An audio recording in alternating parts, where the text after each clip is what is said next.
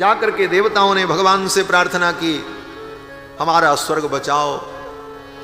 भगवान ने कहा अच्छा। भगवान ने कहा क्या करें? बोले राजा बलि को युद्ध करके पराजित करो, हमारा स्वर्ग हमें दिला दो। वामन भगवान ने कहा, भगवान विष्णु ने कहा देवताओं से, देखो मैं राजा बलि को युद्ध में पराजित नहीं कर सकता, मैं हार जाऊंगा। देवताओं ने कहा आप अजित होकर, ईश्वर परमात्मा होकर, और आप राजा बलि से हार जाओगे, ऐसा कैसे? तो भगवान ने कहा देवताओं से, देखो ये राजा बलि ब्राह्मणों का भक्त है और ब्राह्मणों की इसके ऊपर बहुत बड़ी कृपा है, इसलिए मैं उसके पराजित नहीं कर सकता। वो ब्राह्मण भक्त है इसलिए मैं उसे जीत नहीं पाऊंगा। हाँ एक उपाय है। बोले क्या?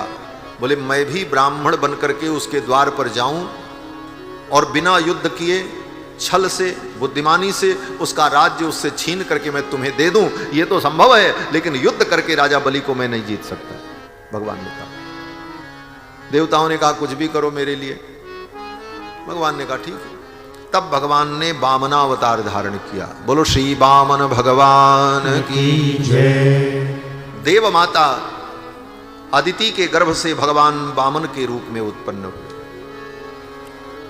देव माता अदिति ने पयोव्रत किया और उस पयोव्रत के परिणाम स्वरूप भगवान नारायण देव माता अदिति के गर्भ में आए और आकर के भगवान ने देव माता अदिति से कहा मैं आपका बेटा बनकर के आ रहा हूं। देव मातर भवत्या में विज्ञानम चिरकांक्षितम। हे देव माता, आप चिरकाल से मेरा दर्शन और मेरी प्राप्ति चाहती थी, अब मैं आपका पुत्र बनकर के आ रहा हूं और इस रूप में आकर के मैं आपके पुत्रों की, देवताओं की रक्षा करूंगा। लेकिन एक काम करना। मैया अदिति ने कहा क्या? भगवान नारायण ने कहा किसी को बताना मत कि मैं आपका बेटा हूं। मैं नारायण आपका बेटा बनकर के आ रहा हूं, ये रहस्य किसी को मत बताना। नैतत् परस्मा आख्येयम पृष्ठ्यापि कथंचना। आओ वामन भगवान की जय हो। देखो वामन भगवान आ गए। श्री वामन भगवान की जय। श्री उपेंद्र भगवान की जय। क्या सुंदर झांकी। दो बार भगवान नाम संकीर्तन कर लें श्रीमन नारायण का। श्रीमन्नारायण नारायण नारायण, श्रीमन्नारायण नारायण नारायण, श्रीमन्नारायण नारायण नारायण, श्रीमन्नारायण नारायण नारायण, श्रीमन्नारायण नारायण नारायण, श्रीमन्नारायण नारायण नारायण, भजमन्नारायण नारायण नारायण, भजमन्नारायण नारायण नारायण, श्रीमन्नारायण नारायण नारायण, श्रीमन्नारायण नारायण नारायण, लक्ष्मी नारायण नारायण नारायण, लक्ष्मी नारायण नारायण नारायण, लक्ष्मी नारायण नारायण नारायण, लक्ष्मी नारायण नारायण नारायण, श्रीमन्नारायण नारायण नारायण, श्रीमन्नारायण नारायण नारायण, श्रीमन्नारायण नारायण नारायण, श्रीमन्नारायण नारायण नारायण, श्रीमन्नारायण नारायण नारायण, श्रीमन्नारायण नारायण नारायण। बोलो श्री लक्ष्मी नारायण भगवान की जय। देव माता अदिति से भगवान ने कहा कि सर्वम संपद्यते देवी देव गुह्यम सुसमृतम। ये बात आप गोपनीय रखना, मैं आपका बेटा बनकर के आने वाला हूं। ये कह करके भगवान अंतर्धान हो गए और देव माता अदिति दौड़ी दौड़ी अपने पति महर्षि कश्यप के पास गई। उपाधावत पतिम भक्त्या परया कृतकृत्यवत। और इधर महर्षि कश्यप ने ध्यान में सब कुछ जान लिया, भगवान मेरे पुत्र बनकर के आने वाले। और सुंदर मुहूर्त में महर्षि कश्यप ने गर्भाधान किया और देव माता अदिति के गर्भ में साक्षात नारायण आए भगवान। 10 महीना व्यतीत होने पर भादों के महीने में शुक्ल पक्ष की द्वादशी को श्रवण नक्षत्र में वामन भगवान देव माता अदिति के गर्भ से प्रकट हुए। श्रोणायाम श्रवण द्वादश्याम मुहूर्ते भिजित प्रभु। अभिजित मुहूर्त में दिन के ठीक 12 बजे सर्वे नक्षत्र ताराद्याश्चक्रुत तज्जन्म दक्षिणम। सारे ग्रह लग्न अनुकूल हो गए और भादों के शुक्ल पक्ष की द्वादशी को श्रवण नक्षत्र में दिन के 12 बजे भगवान देव माता अदिति के सामने बालक के रूप में प्रकट हो गए। देवताओं ने दुंदुभी बजाई, बाजे बजाए, भगवान का प्राकट्य हुआ। आप ताली ही बजा लो। बोलो श्री वामन भगवान की जय। वामन भगवान जब प्रकट हुए तो तम बटुम वामनम दृष्ट्वा मोदमाना महर्षया। जितने महर्षि थे सब प्रसन्न हो। और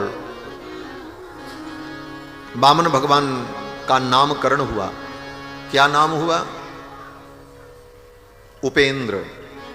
इंद्र के छोटे भाई हैं।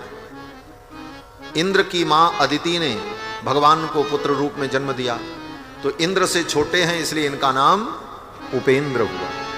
वामन भगवान का नाम है उपेंद्र। और वामन है, वामन का मतलब वाम न, वाम माने प्रतिकूल, जो कभी प्रतिकूल नहीं होते हैं, इसलिए उनका नाम वामन। वामन का मतलब लोग कहते हैं वामन माने बौना, छोटा, ऐसा नहीं, वो भी अर्थ आप कर लो, कोई बात नहीं, लेकिन वामन का मतलब यही है कि जो कभी वाम नहीं होते, प्रतिकूल नहीं होते, वाम न। तो वामन भगवान प्रकट हुए।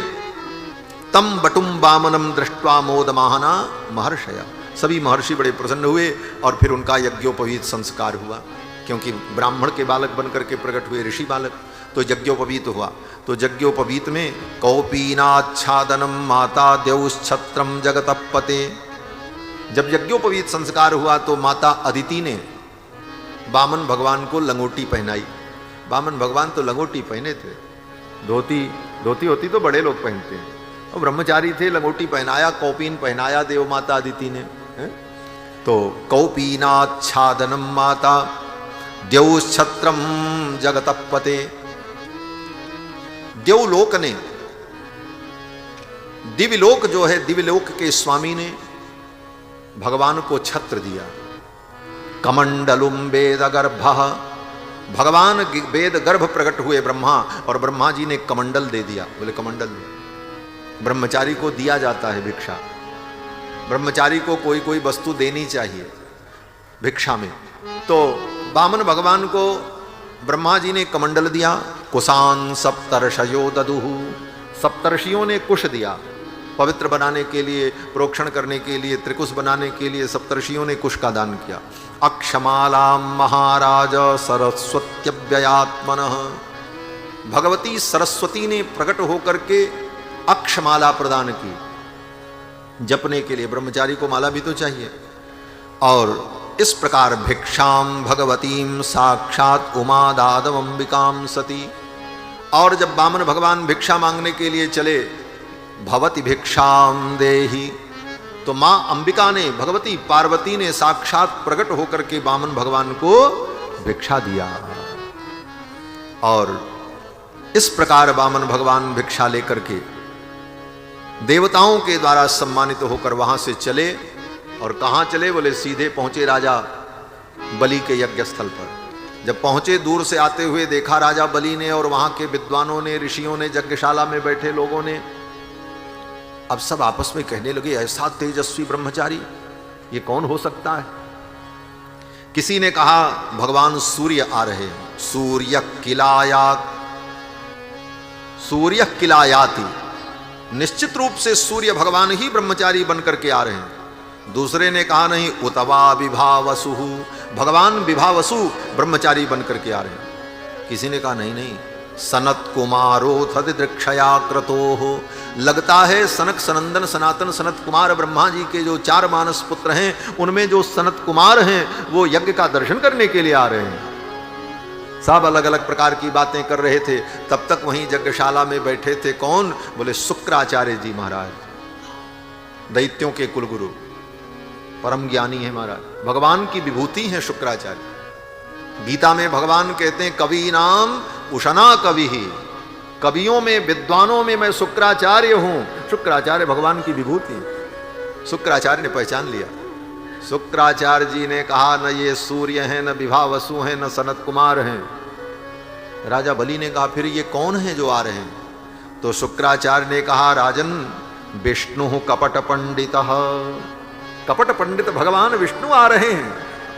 अरे क्यों आ रहे हैं? बोले देवानाम कार्य साधक, देवताओं के कार्य का साधन करने के लिए भगवान नारायण आ रहे हैं। राजा बलि बड़े प्रसन्न हुए। जजमान प्रमुदित्यो दर्शनीयम मनोरमम, जो यज्ञ के जजमान थे राजा बलि, ऐसे रूप को देखकर प्रसन्न हुए। राजा बलि ने कहा जब भगवान आ रहे हैं इस रूप में तो मैं तो इनका स्वागत करूं। शुक्राचार्य ने कहा इस चक्कर में पड़ो मत, ये तुम्हारा सर्वस्व हरण कर लेंगे, इसीलिए ये आ रहे हैं। मैं तुम्हारा गुरु हूं, मैं जो बता रहा हूं सो करो। राजा बलि ने कहा महाराज, गुरु का काम है भगवान से मिलाना। बलिहारी गुरु आपने जिन गोविंद दियो बताए नहीं, मिलाए। बताए तो पहले, मिलाए बाद में। केवल बताने से ही थोड़ी काम चले, मिला भी थे। बलिहारी गुरु आपने जिन गोविंद दियो मिलाए। गुरुदेव बलिहारी आपकी, कि आपकी कृपा से आज गोविंद मेरे द्वार पर स्वयं चल करके आ रहे। लेकिन आज मैं आपकी बात नहीं मानूंगा, गुरु की बात माननी चाहिए। लेकिन गुरु का वर्ण किसके लिए होता? बोले भगवान के लिए। और गुरु ही मना कर दें कि भगवान से मत मिलो, बोले गुरु की ये बात नहीं माननी चाहिए, बाकी सब बात माननी चाहिए। गुरु बलि तजेहूं कंत ब्रज वनितन भय मुद मंगलकारी। राजा बलि ने अपने गुरु के वचन को त्याग दिया। बोले गुरु जी आपकी ये बात हम नहीं मानेंगे, भगवान आ रहे हैं, हम उनका स्वागत करेंगे। राजा बलि दौड़ पड़े, जाकर के भगवान को साष्टांग प्रणाम। राजा बलि भगवान के परम भक्त हैं, असुरों के राजा हैं, असुर हैं, लेकिन महाभागवतों में इनकी गणना होती है। महाभागवत प्रणाम किया भगवान को और कहा स्वागतम ते नमस्तुभ्यम ब्रह्मन् किम करवाम वह। हे ब्रह्मन, आपका स्वागत है, मैं आपकी क्या सेवा करूं? ब्रह्मर्षीणाम तपस्साक्षान, महर्षियों की तपस्या ही मूर्तिमती होकर के मेरे द्वार पर चल करके आ गई। आज तो मेरे पितर धन्य हो गए। राजा बलि की भक्ति दे। अद्य नः पितरस्तृप्ताः अद्य न पावितम कुलम, आज मेरे पितर तृप्त हो गए, मेरा कुल पवित्र हो गया। अद्य सुष्ट क्रतुरयम, आज मेरा जे यज्ञ भी पूरा हो गया। भगवान के सामने राजा बलि कह रहे हैं। भक्त बड़े चतुर होते हैं। भगवान राजा बलि का यज्ञ अपूर्ण करने आए थे, लेकिन जब तक यज्ञ के अपूर्णता की घोषणा होती या कोई प्रक्रिया होती या भगवान कुछ करते, उसके पहले ही बुद्धिमानी किया राजा बलि ने। राजा बलि ने कहा आप मेरे द्वार पर आ गए, मेरा यज्ञ पूरा हो गया, घोषणा कर दी, यज्ञ पूरा। पूर्णाहुति बाद में होती रहेगी, यज्ञ तो पूरा हो गया। बोले क्यों पूरा हो गया? बोले आप यज्ञ नारायण, साक्षात यज्ञ नारायण जिसके यहां आ जाए, उस पूर्ण परमात्मा के आने पर कोई कार्य अपूर्ण रहेगा? अगर आपके आने के बाद भी मेरा यज्ञ अपूर्ण ही रह गया तो फिर आपकी पूर्णता पर प्रश्न चिन्ह लग जाएगा। मेरा यज्ञ तो पूर्ण हो गया। अद्य स्विष्टः क्रतुरयम, क्रतुः अयम, मेरा ये यज्ञ अद्य स्विष्टः सुष्टुतया इष्टः, अच्छे ढंग से पूर्ण हो गया। इससे अच्छा और क्या हो सकता है? स्वयं यज्ञ पुरुष आ गए। अद्याग्नयो में सुहता, सुहता, आज मेरी अग्नियां सुहता हो गई। सुंदर आहुति पड़ गई। आज मेरा यज्ञ पूरा हो। राजा बलि ने कहा, महाराज मैं आपकी क्या सेवा करूं? कहो तो आपको गाय दे दूं, 10-20 लाख गाय। कांचनम, कहो तो 10-20 टन सोना दे दे। थोड़ा नहीं, 10-20 टन। गाम कांचनम गुणवत धाम मृष्टम, आप कहो तो आपके लिए सुंदर महल बनवा दूं, जो आप कहो। और मुस्कुराते हुए राजा बलि ने धीरे से वामन भगवान के कान में कहा, ब्रह्मचारी जी, अगर ब्याह करने का मन हो तो कोई ब्राह्मण कन्या ढूंढ करके आपका ब्याह भी हम करा देंगे, आपका घर बसा देंगे। हाँ, करा दे। बोलो श्री सीतारामचंद्र भगवान की जय। राजा बलि ने कहा, महाराज तथान्नपे अमुतवा विप्र कन्याम, आप कहो। ये सब हंसने के लिए नहीं कहते, सब भागवत में लिखा। जितनी बात भागवत में लिखी वही जीव सुन ले, उसका कल्याण हो जाए। इसमें आनंद भी है, श्रृंगार भी है, हास्य भी है, विनोद भी है, सब है। कुछ अलग से करने की जरूरत ही नहीं। राजा बलि ने कहा, आपके लिए मैं कन्या की व्यवस्था कर दूं, आपका विवाह करा दूं। वामन भगवान ने कहा, नहीं नहीं, हम ब्रह्मचारी हैं, हम विवाह नहीं करेंगे, हम तो आपसे भिक्षा लेने आए हैं। बोले क्या चाहिए भिक्षा में? वामन भगवान ने कहा, 3 पग पृथ्वी के दान का संकल्प करो। लेकिन ये सब कहने के पहले बैठ जाओ। सीताराम, अब कोई उठे न, चुपचाप बैठे रहो जब तक कृष्ण भगवान का जन्म न हो जाए। रात के 12 बजे हुआ था, अभी तो 8 ही बजा है, अभी तो 4 घंटे। थोड़ा धैर्य रखो। अपने घर में बच्चा पैदा होता है तो डॉक्टर जब डेट दे देता है तो 10 दिन पहले से ही पूरा घर सिर पे उठाए रहते हैं। एक एक पल की खबर। ठाकुर जी प्रकट होने वाले हैं, एक रूप में आ गए हैं, दूसरे रूप में आने वाले हैं, तैयारी चल रही है। इसलिए धैर्य रखो, बैठे रहो, कोई उठेगा नहीं। और जो उठेगा उसको उसके बगल वाले की कसम है। अब एक दूसरे की कसम को संभालना, कोई उठेगा नहीं। बोलो श्री सीतारामचंद्र भगवान की जय। अब तो हाँ, छाता हटा दो, ब्रह्मचारी जी को छाता पकड़ने में दिक्कत हो रही। तो राजा बलि ने कहा, महाराज आपने बड़ी कृपा की, मैं इसलिए सुना रहा हूं आपको। 2 मिनट में हम सारी बात बता दें। बैठे दो ना, जाएंगे? अच्छा। तो पिछली कम से कम 10 कथाओं में वामन भगवान के चरित्र का विस्तार से हमने वर्णन नहीं किया, ऐसे ही सुना के निकल गए। आज मन कर रहा था, इसलिए हमने कहा वामन भगवान की कथा बहुत दिन हुई। अपने स्वयं के आनंद के लिए ये सब कथाएं बड़ी अद्भुत हैं, जो हृदय को द्रवीभूत कर देती। वामन भगवान जब आए तो वामन भगवान ने राजा बलि की बड़ी प्रशंसा की। देखो, किसी से कुछ लेना हो तो पहले उसकी चापलूसी करनी पड़ती है। कुछ प्रशंसा करोगे तभी मिलेगा, नहीं तो नहीं मिलेगा। जजमान से बड़ा प्रेम पूर्वक व्यवहार करो, जजमान जी आप बड़े अच्छे, बड़े उदार हो, तो जजमान का मन करेगा थोड़ा और दें पंडित जी को। और ज्यादा कड़े और कड़क बन गए तो जजमान कहेगा जल्दी से फुर्सत मिले, जाएं, दे ले करके निपटाओ। वामन भगवान भी आज ब्रह्मचारी बने हैं, ब्राह्मण बन करके आए हैं भिक्षा मांगने के लिए, तो फिर ब्राह्मण का जो धर्म है वो सब तो करना ही पड़ेगा। वामन भगवान ने राजा बलि से कहा, पिता प्रहलाद पुत्रस्ते तद्विजान द्विजवत्सलः। राजन, तुम्हारा कुल कितना पवित्र कुल है। तुम्हारे कुल में तुम्हारे जो पितामह थे प्रहलाद, भगवान के परम भक्त थे। उनके लिए भगवान नरसिंह रूप में आए और वो ब्राह्मणों के भक्त थे। तद्विदान द्विजवत्सलः, वे द्विजवत्सल थे। और तुम्हारे जो पिता थे वो तो गजब के थे। वामन भगवान कहते हैं, राजा बलि तुम्हारे पिता जो विरोचन थे वो कितने उदार थे और ब्राह्मणों के कितने परम भक्त थे कि देवताओं ने आकर के ब्राह्मण का रूप धारण करके तुम्हारे पिता से कहा कि मैं कुछ दान लेने आया हूं। तुम्हारे पिता ने पहचान लिया कि ये देवता हैं, लेकिन ब्राह्मण का वेश धारण करके आए थे, इसलिए उनका निरादर नहीं किया। बोले मांगो। देवताओं ने छल पूर्वक कहा, आप अपनी आयु मुझे दे दो।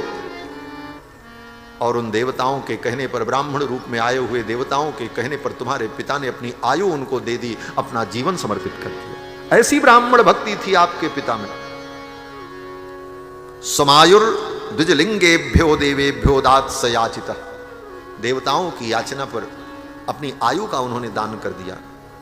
ऐसे उत्तम कुल में आपका जन्म हुआ है। पिता की प्रशंसा, बाबा जी की प्रशंसा, पर बाबा की प्रशंसा, हाँ, यही सब ब्राह्मण का धर्म है। आप बद्रीनाथ धाम जाओ तो पंडा जी जब मिलेंगे तो क्या कहेंगे? बोले आपके दादाजी आए थे, ये देखो उनका हस्ताक्षर है। वो दादा परदादा 4 पीढ़ी की कहानी आपको बता देंगे। तो आपके मन में होगा, अच्छा हमारे दादाजी भी आए थे, इनसे मिले थे, ये देखो उनके दस्तखत हैं, नाम भी लिखा है। तो आदमी के मन में होता है, भाई इसको तो कुछ करना चाहिए इसको। वामन भगवान ने भी उसी प्रकार, जैसे पंडागिरी होती है उसी प्रकार भगवान भी पंडागिरी करने लगे। भगवान ने कहा, रे तुम्हारे बाप तो ऐसे थे, तुम्हारे दादा तो ऐसे थे, उन्होंने तो ये किया था, वो किया था। बड़ी लंबी चौड़ी प्रशंसा सुनाई। तो राजा बलि बड़े प्रसन्न हुए। बलि ने कहा, महाराज मांगो क्या चाहिए।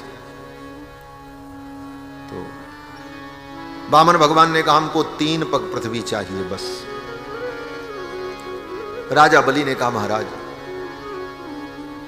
मांगा भी तो 3 पग, अरे 2 4 10 गांव मांग लिया हो। राजा बलि ने जब इस प्रकार कहा तो वामन भगवान ने कहा, राजन मैं ब्राह्मण हूं, ब्राह्मण को संतोषी होना चाहिए।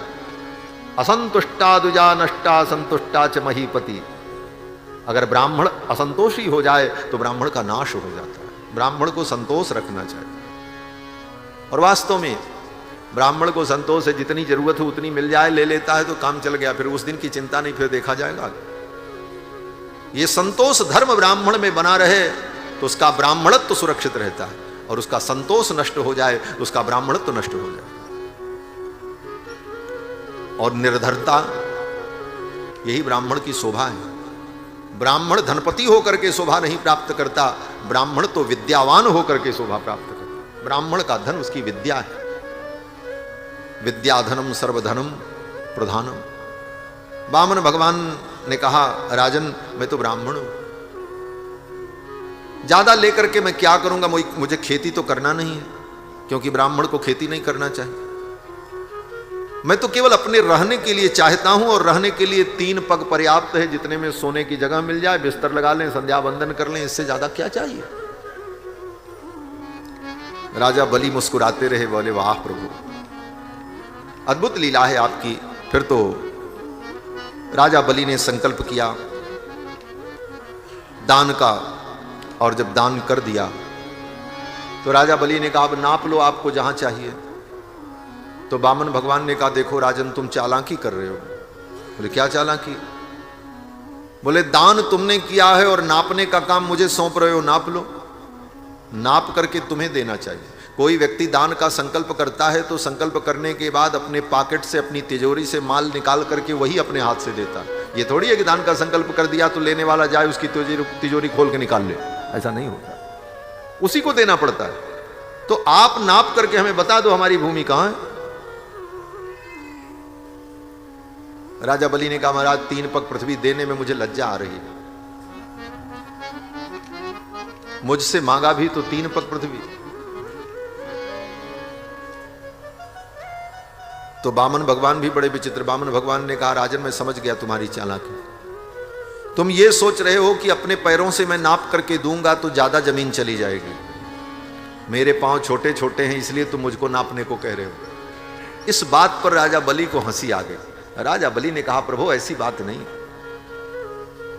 अगर कोई ऐसी बात है तो आप तो ब्राह्मण हो, तपबल विप्र सदा बरियारा, तपस्या से ब्राह्मण के अंदर सब प्रकार का बल होता है। आप अपना पैर बढ़ा करके नाप लो, मुझे कोई आपत्ति नहीं। भगवान यही सुनना चाहते।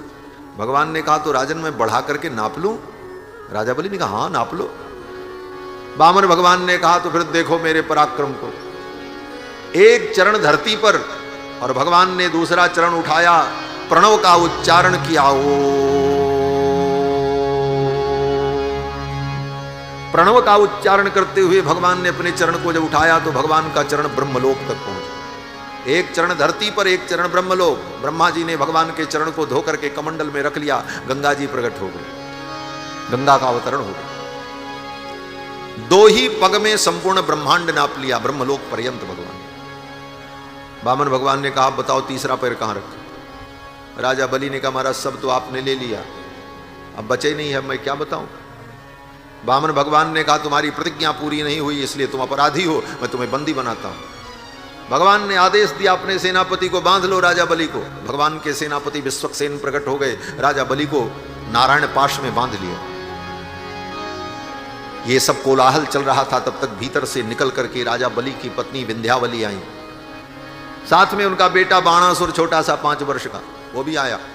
मां बेटा दोनों आए। विंध्यावली ने आकर के देखा भगवान को, राजा बलि को देखा, पति बंधे हैं नारायण पाश में। विंध्यावली ने भगवान के चरणों में प्रणाम किया और कहा, नारायण ये क्या लीला है, आपने मेरे पति को बांध लिया। भगवान ने कहा, इन्होंने प्रतिज्ञा पूरी नहीं की। 3 पग पृथ्वी देने का संकल्प किया, लेकिन इन्होंने 2 पग दिया, 1 पग नहीं दिया, इसलिए ये मेरे कर्जदार हैं। अब मैं इनको बंदी बना लिया हूं, अब मैं जो चाहूं इनसे काम करवाऊं, सेवा कराऊं, ये मेरे कर्जदार हो गए। विंध्यावली ने भगवान से कहा, प्रभु ठीक है, आपने 2 पग दान लिया, बांध लिया मेरे पति को, लेकिन मैं कुछ आपसे पूछना चाहती हूं। मैं पूछूं। विंध्यावली ने कहा, जब दान कराया जाता है तो दान रूपी धर्म पति पत्नी दोनों मिल करके करते। आपने हमें नहीं बुलाया और मेरे पति से दान करा लिया।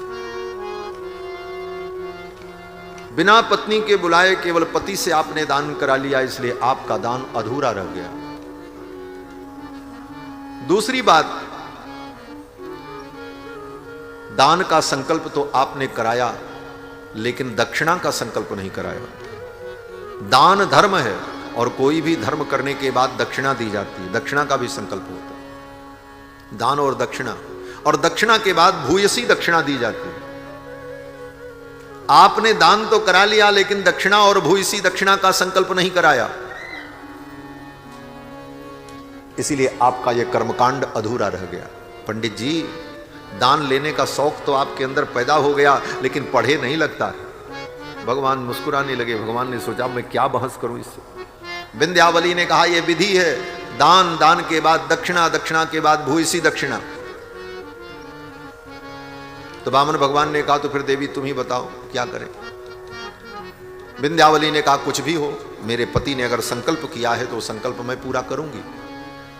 विंध्यावली ने कहा, आप एक काम करो, 1 पग जो 2 पग आपने नाप लिया, 1 पग यहां है, 1 ब्रह्मलोक में, तो 1 पग जो नापा इसको तो आप दक्षिणा मान लो,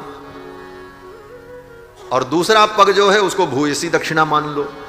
अब 3 पग पृथ्वी का दान, जो मूल दान है वो बचा हुआ है, वो मैं देती हूं आपको। राजा बलि ने देखा, यहां तो 1 पग कम था, ये तो अब 3 का 3 फिर तैयार हो गया। ये 2 पग तो दक्षिणा भूयसी दक्षिणा में निपट गई, अब ये 3 पग कहां से लाएगी। विंध्यावली ने कहा, भगवान भी नहीं समझ पाए ये विंध्यावली क्या करे। विंध्यावली ने कहा, महाराज 1 पग तो आपकी दक्षिणा और 1 भूयसी दक्षिणा, अब 3 पग पृथ्वी आपको चाहिए, 3 चरण 3 पग रखने का स्थान। भगवान वामन ने कहा। विंध्यावली ने कहा, आप ये बताओ, दान बड़ा होता है कि दानी बड़ा होता है। भगवान ने कहा, दान से बड़ा दानी होता है, दानी ही तो दान करता है। विंध्यावली ने कहा, ये मेरे पति दानी हैं और मैं इनकी पत्नी धर्मपत्नी हूं, मैं इनका अंग हूं और ये मेरा बेटा है। हम तीनों आपके चरण में समर्पित होते हैं। आप अपना चरण मेरे पति के सिर पर, मेरे सिर पर और मेरे बेटे के सिर पर रखो और तीनों चरण रख करके आप ये संकल्प पूर्ण करो। विंध्यावली की इस भक्ति को देखकर भगवान के आंखों में प्रेमाश्रु आ गए। विंध्यावली ने भगवान के चरणों में प्रणाम किया, राजा बलि ने साष्टांग प्रणाम किया, 5 वर्ष के बाणासुर ने प्रणाम किया। वामन भगवान ने अपना चरण उठाया, पहले राजा बलि के सिर पर रखा, फिर विंध्यावली के सिर पर रखा, फिर बाणासुर के सिर पर रखा। तीनों के सिर पर 3 चरण पधराए, 3 बार अपने चरण पधराए। देवताओं ने पुष्प वृष्टि की, जय जयकार की। धन्य है राजा बलि, जिनके मस्तक पर स्वयं कृपा करके भगवान ने अपने चरण को पधराया।